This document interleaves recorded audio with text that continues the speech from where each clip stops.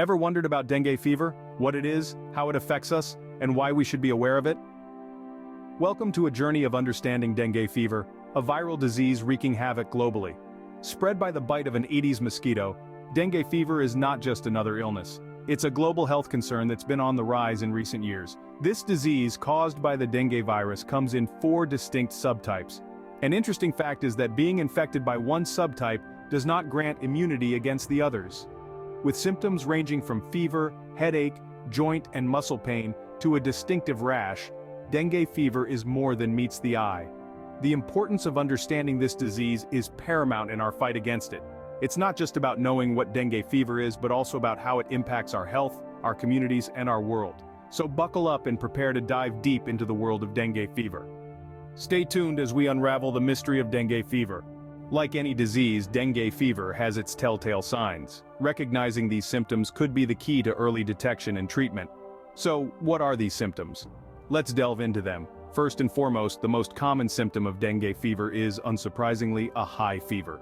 This fever can be sudden and may climb as high as 104 degrees Fahrenheit.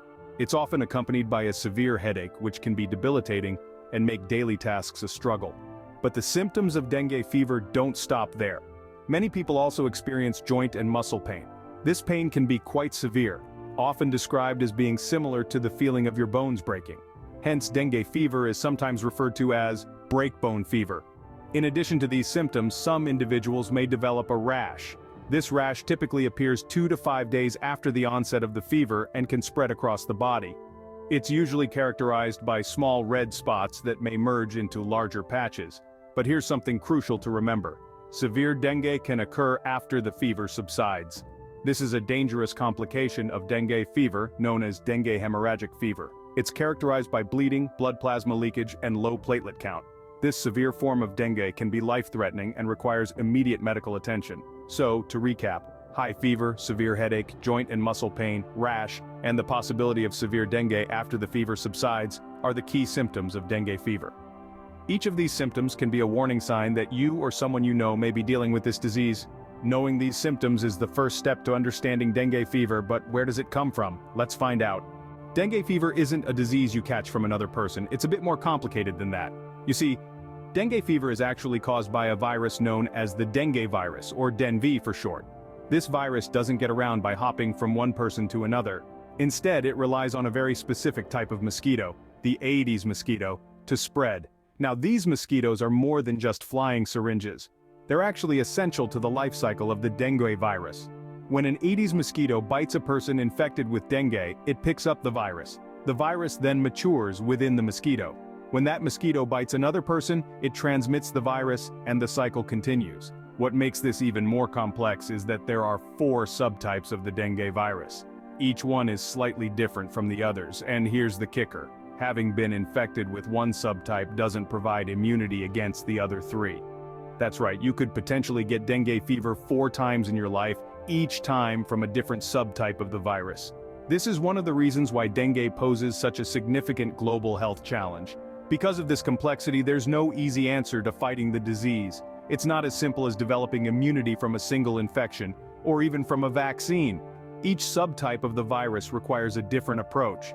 So, the cause of dengue fever is not as straightforward as catching a cold from a friend or a family member. It's a complex interplay between mosquitoes, viruses, and our own immune systems. Understanding the cause is crucial, but how do we confirm someone has dengue fever? That's where diagnosis comes in. Diagnosing dengue fever isn't as simple as looking at a person's symptoms. It's a tricky business, given that the illness shares common signs with other fevers. So, how do medical professionals pin it down to dengue? Primarily, diagnosis relies on blood tests. When the dengue virus invades the body, it leaves telltale signs in our blood. These tests can detect the presence of the virus itself, or the antibodies our bodies produce in response. However, these tests are most effective in the early stages of infection, typically within the first week of symptom onset. But what if you miss that window? Well, doctors don't solely depend on blood tests. They also consider the symptoms presented, and whether there's a known prevalence of dengue in the area. Remember, dengue is transmitted by Aedes mosquitoes, so if these pesky insects are common where you live or have recently traveled, that's a critical piece of the puzzle. It's also worth noting that dengue has 4 subtypes. Infection with one subtype doesn't provide immunity against the others. In fact, subsequent infections can lead to severe dengue, which is why accurate diagnosis is so crucial. Medical professionals also consider a patient's medical history, travel history, and details about their symptoms. It's like piecing together a jigsaw puzzle, where each piece is a snippet of information that brings the bigger picture into focus. Diagnosis is key, but what happens after that? We'll delve into treatment next. There's no specific cure for dengue fever, but that doesn't mean it can't be managed. Let's talk about treatment options for dengue fever. As it stands today, we don't have a direct cure for the disease. But don't let that worry you too much. We can effectively manage the symptoms and help the patient recover over time. The main goal of dengue fever treatment is to alleviate the symptoms, which often include fever, headache, joint and muscle pain, and rash. So, how do we do that? Well, it's all about keeping the patient comfortable and well hydrated. Doctors often advise patients to drink plenty of fluids, water, fruit juices, electrolyte-rich beverages, to prevent dehydration from high fever and vomiting. Pain relievers with acetaminophen can help soothe the headaches and body pains. But hold on, it's crucial to avoid medicines with aspirin or ibuprofen. These can increase the risk of bleeding complications, which are a serious concern in severe dengue cases. Severe dengue fever, which can occur after the fever subsides, requires immediate medical attention. It's a life-threatening condition and can lead to complications such as plasma leakage, severe bleeding, or organ impairment. In these instances, hospitalization is needed to closely monitor the patient's condition and to provide supportive treatments like intravenous fluid and electrolyte replacement, blood pressure control, and if necessary, blood transfusion. The silver lining here is that with early detection and access to proper medical care, the fatality rate of severe dengue can be less than 1%. So, while dengue fever can sound scary, remember that medical intervention and constant monitoring can effectively manage the disease and aid recovery. Treatment is vital, but wouldn't it be better to prevent dengue fever in the first place? Let's explore how. Prevention is always better than cure, especially when it comes to dengue fever. Let's delve into the various methods of prevention. The most effective way to prevent dengue fever is by avoiding mosquito bites. This might sound simple, but it requires constant vigilance. One way to prevent these bites is to limit exposure to mosquitoes. This can be achieved by wearing long-sleeve shirts and long pants, especially during peak mosquito activity times, which are usually early in the morning and late in the evening. Another method is using insect repellents. Apply them on exposed skin and clothing, following the instructions on the product label. Securing your living environment is also crucial.